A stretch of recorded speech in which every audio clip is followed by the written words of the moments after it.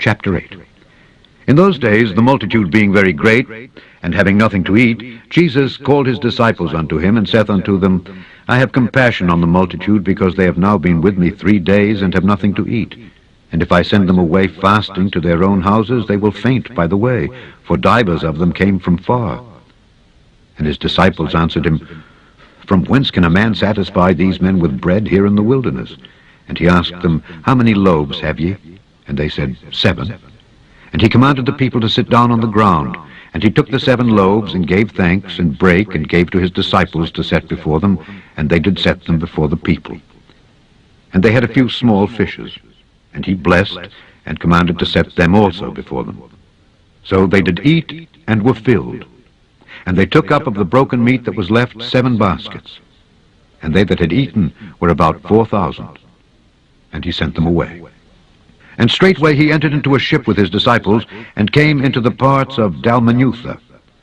And the Pharisees came forth, and began to question with him, seeking of him a sign from heaven, tempting him.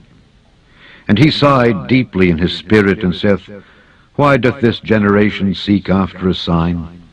Verily I say unto you, there shall no sign be given unto this generation. And he left them, and entering into the ship again, departed to the other side. Now the disciples had forgotten to take bread, neither had they in the ship with them more than 1 loaf.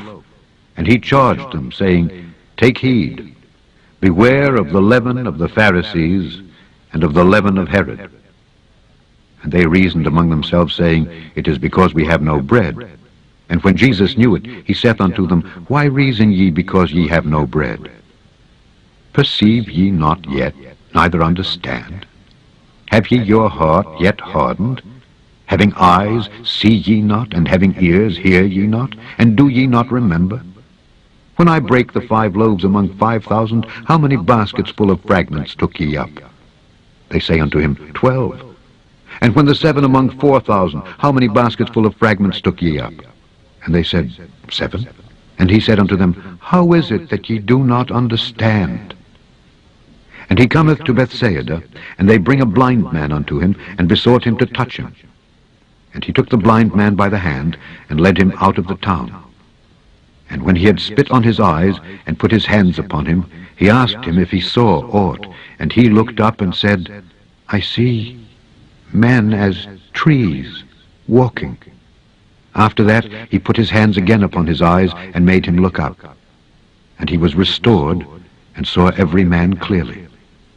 And he sent him away to his house, saying, Neither go into the town, nor tell it to any in the town.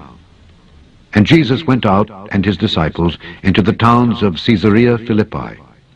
And by the way he asked his disciples, saying unto them, Whom do men say that I am? And they answered, John the Baptist, but some say Elias, and others one of the prophets. And he saith unto them, But whom say ye that I am? And Peter answereth and saith unto him, Thou art the Christ. And he charged them that they should tell no man of him. And he began to teach them that the Son of Man must suffer many things, and be rejected of the elders and of the chief priests and scribes, and be killed, and after 3 days rise again. And he spake that saying openly. And Peter took him and began to rebuke him. But when he had turned about and looked on his disciples, he rebuked Peter, saying, Get thee behind me, Satan. For thou savorest not the things that be of God, but the things that be of men.